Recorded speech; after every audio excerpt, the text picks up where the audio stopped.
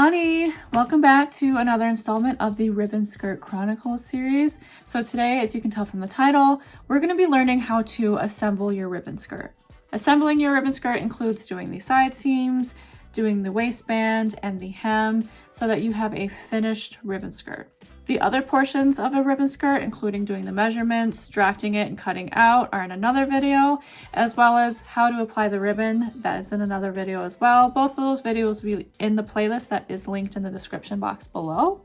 So at this point of making a ribbon skirt, in order to follow along with this video, you should have cut out your ribbon skirt as well as sewed the ribbons on. And now it's time to put your ribbon skirt together.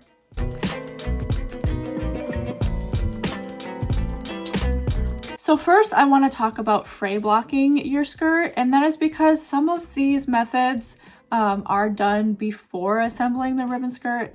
Some are done after. It's just up to you and your preference. So one of the more accessible and easy ways of fray blocking your skirt is using pinking shears. Pinking shears are scissors that cut your material into a zigzag pattern, and that is not completely a fray block. The fabric can fray a little bit over time, but it does vastly slow down that fraying process. Another method is using some sort of fray block solution, which is basically a glue. It's honestly one of my least favorite methods of fray blocking. As you can tell, I don't even have a product next to me. I think I might actually have a bottle of something, but I'm not going to go dig it out because I don't really like it. But basically, it's like a glue, and you apply it to the edges of your fabric and let it dry, and then it will basically glue those fibers so that they don't ever fray block, which is successful for fray blocking, but it also creates kind of a scratchy inside that scratches the your legs. And there's also a waiting period between applying it and needing it to dry before you can handle the skirt again. So yeah, the fray blocking solution, while it is a solution, is one of my least favorites. Another method is to do a French seam. This is a very strong seam. It's probably one of the most secure ways that you can ever fray block your ribbon skirt. But basically a French seam is where you put the fabric pieces right sides together, and then you'll sew a small seam.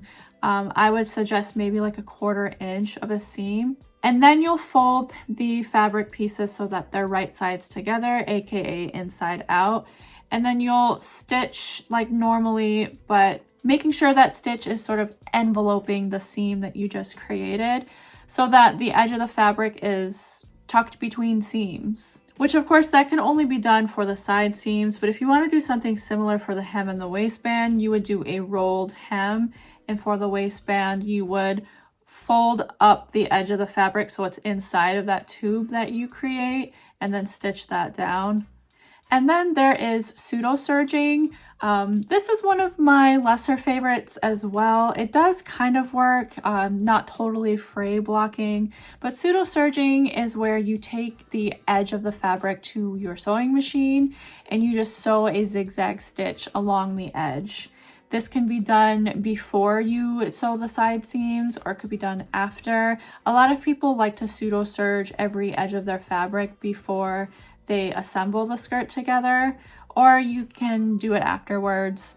That's totally up to you. It's great if you like a serged edge but you don't have access to a serger, which leads me to my personal favorite way of fray blocking ribbon skirts, which is using a serger. So if you don't know what a serger is, it's another word for it is an overlock machine, and it's used for a lot of clothing manufacturing to this day. If you just look inside of your shirt is probably serged on the inside. And what overlock machines do is they trim off the edge of the fabric just a little bit so that any loose fibers are cut off. And then they overlock thread so that the thread basically envelopes the edge of the fabric. And you can either serge your ribbon skirt before or after assembling the skirt together. So in the case that you do it before, you would serge all of the edges of your panels and then put the skirt together. And so that would result in your side seams looking like this. each of the edges are serged and then I put the skirt together.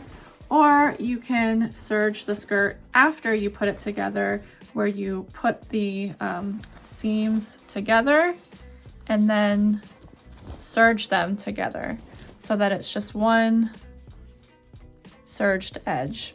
Neither way of doing it is really any better than the other. They're both just as secure. So if you have access to a serger and you're wondering which way you should do it, just do it as you prefer. So you can tell I've done it either way and I'm happy with both. So those are all the ways I can think of for fray blocking your skirts. Let's go ahead and move on to putting it together, shall we?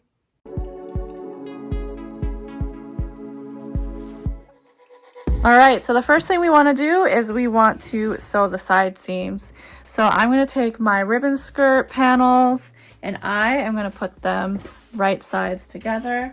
So here's this one and then there's this one. So this is right sides together. The right side is the side that you see when you're wearing something. Another way of saying right sides together is inside out. And the wrong side is the side that is inside the garment. But what I'm going to do is I am going to begin lining up at the hem. I prefer starting at the hem versus the waist, since the ribbons tend to be closer to the hem.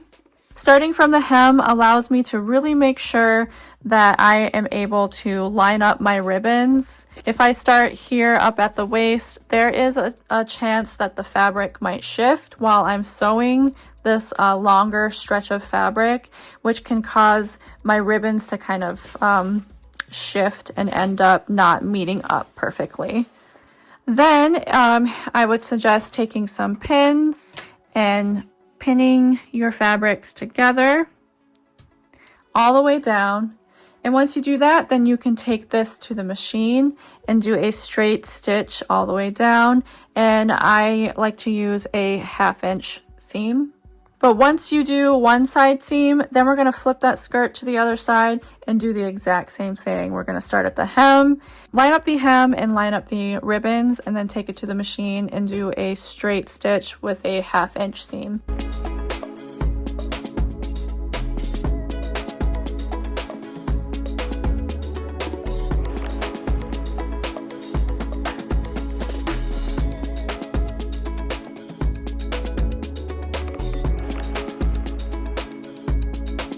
And now that we have the side seams sewn together, now we want to iron the seams flat. So what I like to do is I like to take the seam allowance and press it open and then iron that. Doing the same at the ribbons, you press that seam open. Now that these seams are pressed open, if you have already fray blocked your edges before doing this part, then you're good to move on to the next section. But what I'm going to do is I want to serge my seams together. So with them being pressed open, I'm not going to press them back together. Not with the iron, I'm just going to hold them that way because I'm not ironing them. The iron already pressed them flat, so when I serge these seams together, it's not going to ruin that flatness. But yeah, I'm going to hold these seams together and then take it to the serger and serge them in one overlock stitch. Now my side seams are nicely fray blocked. I took them to the serger. The next thing I want to do is fray block the waist and the hem. So I'm going to take this waist to the serger right now. And normally I would also serge the hem, but in this very particular skirt, I did cut the hem at the serrated edge of the fabric. So it doesn't need to be fray blocked, but most of the time my skirt is not cut on the serrated edge. So yeah, after fray blocking the side seams, I will do the waist and then the hem.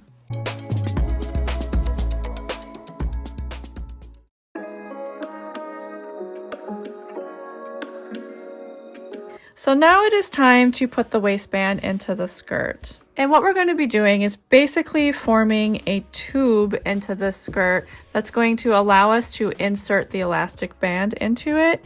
And the size of this tube depends on the width of the waistband that you have. So today I have this 1.5 inch wide waistband, and to allow for this, I added 3 inches of fabric to the length of the skirt. I did go over this in the measurements video, but just to very quickly recap, whatever width of waistband you have, just double that and add that to the length of your skirt. And for this portion, I highly suggest having some pins and of course some form of measuring tape, ruler, something to measure with. And I'm going to be measuring 3 inches down.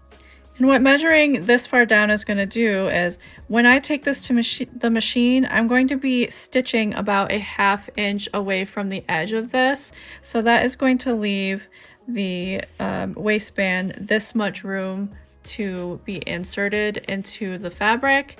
So yeah, setting this aside, I like to start at the side seams, and this allows me to line up the side seam right here with the side seam right here. So I'm going to line that up and then measure. That's about 3 inches.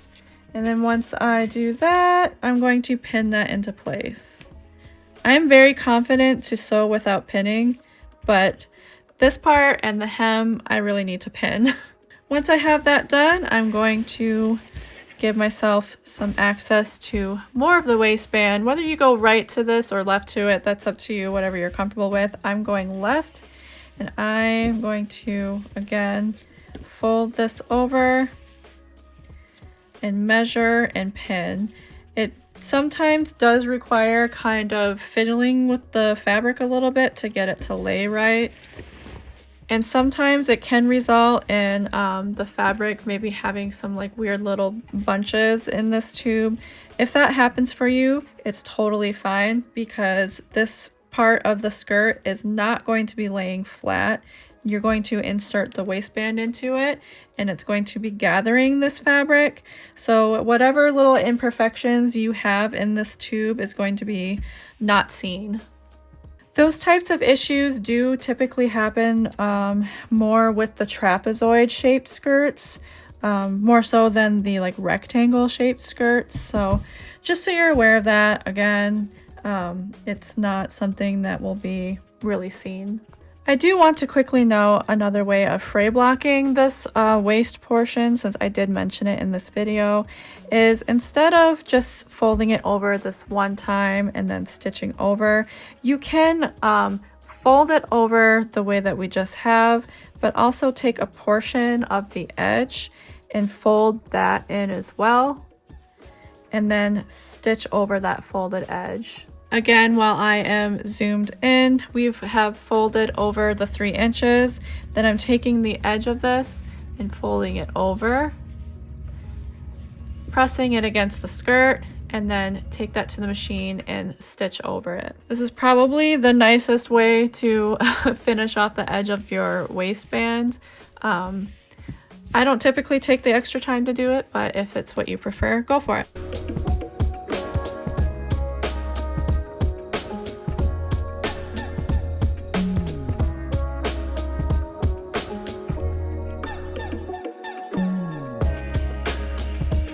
Now I have stitched the waistband. Here's where it begins, here's where it ends, and here is our little hole that we left.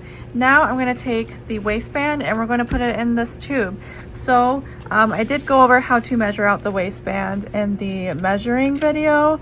Basically, I just said to take whatever your waist measurement is and subtract it by 5 and cut that out. Basically, what I'm doing is I'm applying a safety pin to the end. And then I'm going to take another safety pin and I'm going to use that to hold the other end of the waistband to the skirt. So I'm going to, doesn't matter really where you apply it to the skirt, just right in front of that little hole. Apologies for my cat walking in. Next, we're going to feed the elastic into that little hole. And the reason that I put a safety pin onto it, I'm going to turn it this way real quick, is because I'm going to use that safety pin to help me guide the elastic through the tube. So one thing I like to do is I like to sort of scrunch the fabric onto that pin. And once I get it nice and scrunched as much as I can, then I'm going to pull. And that helps me pull the elastic through the tube. So again, scrunch and pull. Scrunch and pull. And so I'm going to do that all the way around until that end of the elastic comes out the other end of the tube. All right, so now I have fed the elastic band all the way through the tube so that both ends are now outside of the hole. Now I can remove the safety pins.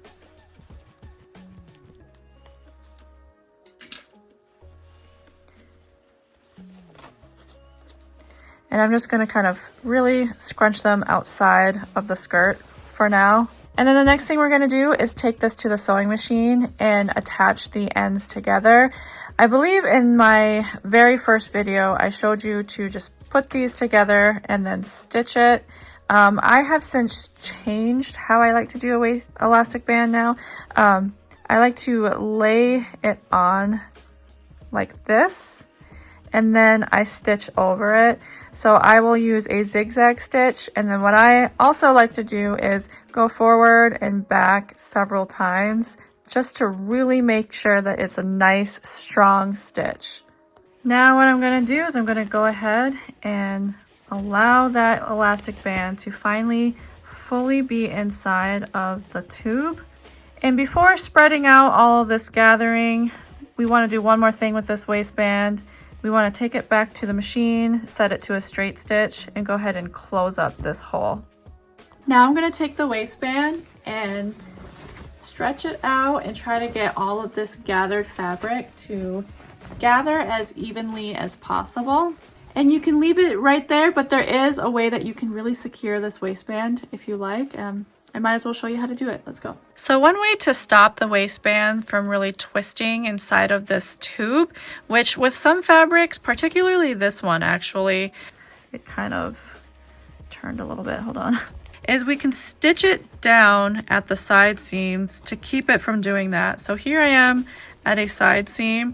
I suggest making sure that the right side of the fabric, the side with the ribbons, that's going to be on the outside of the skirt, make sure that that is facing up and that's what you're looking at. And that's because I want to be extra positive that I am going to be lining up my stitch to be directly on top of this seam.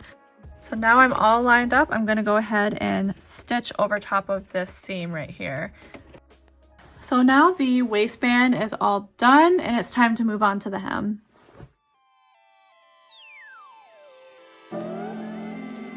Now, similar to the waistband, I really like to start the hem at a side seam. And however you do the hem, that is going to be another decision that's up to you and depends on how you fray blocked. If you did absolutely no fray blocking at all, I would 100% suggest a rolled hem. And I actually have an example right here of what a rolled hem looks like. So a rolled hem is where you fold a 1/2 inch upward. So if I measure a 1/2 inch, and then you fold it up again. And then you'll stitch over that and it will produce a rolled hem where the edge of the fabric is inside of here. Now, if you did fray block your fabric or you just prefer to do it this way, you can just roll the edge of the fabric up once, about a 1/2 inch there, and then take it to the machine and stitch. Of course, after all of the pinning, I'm certainly pinning this. But however, this serrated edge has these like little holes that are in the fabric. I'm going to be really particular because I don't like a hem that's too big. I'm going to be folding it up 3/4 inch. So folding that up, I'm going to pin it. This particular skirt was kind of sharp from hem to waist. So this little point right here, I'm going to fold that up by measuring the 3/4 inch on either side of it, and then letting it just kind of fall wherever it's gonna go. So that's how you can navigate and troubleshoot if you end up with kind of a sharp corner at the seam. That's how you can round it out at the hem. So yeah, I'm going to fold and pin all the way around the hem, and then after that I will take it to the sewing machine and stitch it down with a straight stitch.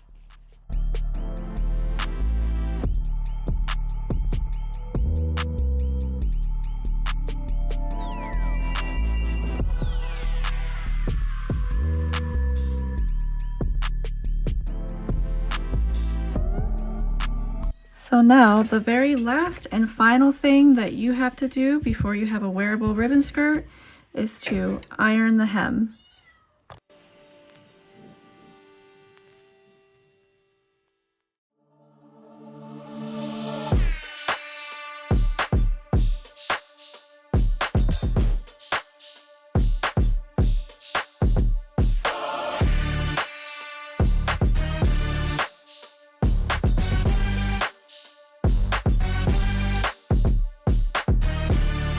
So with all that being said, I'll see you on the next one. Bye, my pig Webman.